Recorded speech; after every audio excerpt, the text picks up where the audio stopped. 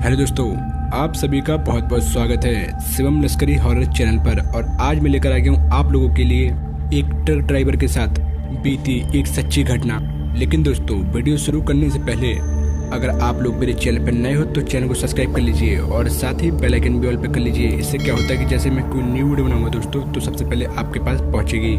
और अगर दोस्तों ऐसे ही कहानी आप लोगों के पास भी है तो आप मुझे शेयर भी कर सकते हैं मेरे इंस्टाग्राम आईडी पर। मेरी इंस्टाग्राम आईडी है शिवम लश्करी। तो चलिए दोस्तों, बिना देरी करते कहानी को शुरू करते हैं। मेरा नाम पंकज है और मैं ऋषिकेश का रहने वाला हूँ। मेरी उम्र 23 साल है। मेरा बचपन से सपना रहा है कि मैं बड़ा होकर ट्रक ड्राइवर बनूँ, इसलिए मैं बचपन से ही ट्रक ड्राइविंग पर लग गया और अपने उस्ताद जी के साथ ट्रक ड्राइविंग करने लगा। इसी दौरान एक बार की बात है, मैं और उस्ताद जी हम लोग चंडीगढ़ जा रहे थे कुछ ज़रूरी काम से। और मैं बहुत ज़्यादा एक्साइटेड भी था क्योंकि मुझे आज उस्ताद जी ट्रक चलाने को देंगे।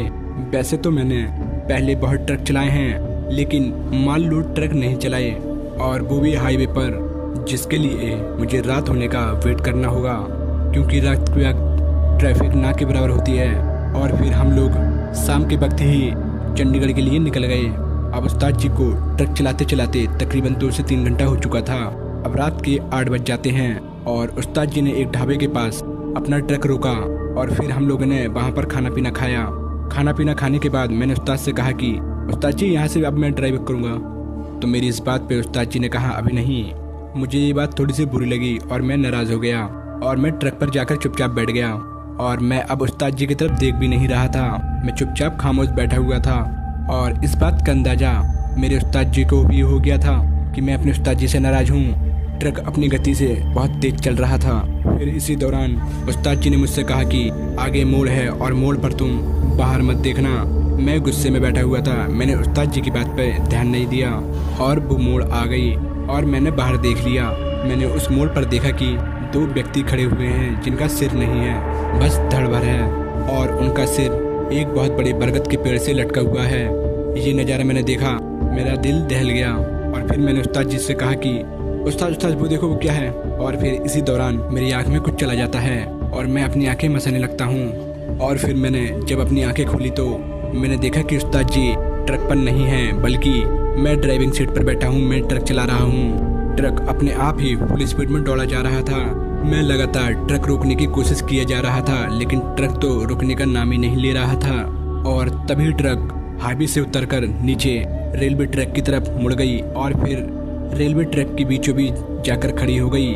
ट्रक के बीचों बीच रुकते ही बहुत तेजी से ट्रेन आ रही थी मेरी तरफ कि इसी दौरान अचानक से ट्रक के गेट खुल जाते हैं। जब मैंने देखा तो बाहर मेरे उस्ताद जी खड़े हैं और उनकी हालत बहुत बेकार है, उनके हाथों में चोट लगी हुई था। उन्होंने जल्दी से मुझे नीचे उतारा और वो ट्रेन आई ट्रक को उड़ा के चली गई।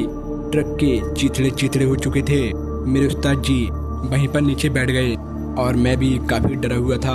फिर उस्ताद जी ने मुझसे कहा कि तुम अपने हाथों को, उस्ताद जी ने इतना कहा ही था कि अचानक से फिर मेरी आंखों में कुछ चला गया। मैं फिर से अपनी आंखों को मसलने लगा। फिर जब मैंने अपनी आंखें खोली तो मैंने देखा कि, और तभी उस्ताद जोर से चीखे और फिर मैंने उस्ताद जी की तरफ देखा।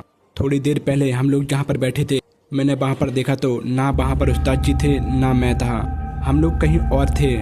दरअसल मैं किसी रेलवे फाटक के पास खड़ा हुआ था और वो भी पटरियों पर। मैं कुछ समझ ही नहीं पा रहा था कि आखिर ये सब हो क्या रहा है। तभी मुझे उस्ताद जी के कराहने की आवाज़ सुनाई दी। फिर मैंने जो देखा वो देखकर मेरे पांव तले ज़मीन खिसक गई। दरअसल उस्ताद जी को मैंने अपने हाथों से उनके बाल से घसीटकर ऐसा लग रहा था जैसे मानो उस्ताद जी के बाल पकड़कर मैं ही लाया हूँ। अब उस्ताद जी की हालत और भी बुरी हो चुकी थी। मैंने उन्हें छोड़ा और तुरंत ही बोला कि उस्ताद जी ये सब हो क्या रहा है। उस्ताद जी की हालत इतनी ख़राब हो चुकी थी कि वो अब ज़्यादा होश में भी नहीं थे। उनके मुंह से बस एक ही शब्द निकल रहा था और वो अच्छे से बोल ही नहीं पा रहे थे, जिससे मैं समझ पाता कि वो क्या बोल रहे हैं। तभी पटरियाँ कपकपाने लगी जैसे मानो ट्रेन आ रही हो। मैंने उस्ताद जी को सहारा देते हुए उन पटरियों से हटाया। मैं मदद के लिए लोगों को आवाज़ देने लगा मगर मेरी पुकार किसी कान तक नहीं पहुंची। तभी मेरे उस्ताद जी ने कहा कि कुछ भी हो जाए अपनी आंखें मत मसलना। मैं उनसे पूछने ही वाला था कि ऐसा क्यों, और फिर तभी मेरी आंख में फिर से कुछ चला गया और मैं अपनी आंखें मसलने लगा। मैं अपनी आंखें मसल ही रहा था कि मुझे एक चीख सुनाई दी और वो चीख किसी और की नहीं बल्कि मेरे उस्ताद जी की थी।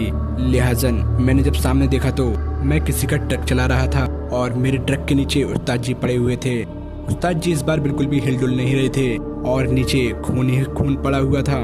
तभी मुझे किसी ने पीछे की ओर खींचा। इसी दौरान वहाँ पर बहुत सारे लोग इकट्ठा हो जाते हैं। उन लोगों ने मेरे हाथ पैर बांध दिए। वो लोग आपस में बात कर रहे थे कि मैंने अपने उस्ताद जी के ऊपर ट्रक चढ़ा दी है और उनकी मौत हो गई है। और फिर इतने में पुलिस आ गई।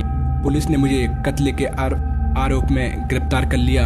फिर उन्होंने कानूनी कार्रवाई की और मैंने उन्हें सारी बात बताई, मगर वो सारी बातें किसी काम की भी नहीं थीं और मुझे लंबी सजा हुई।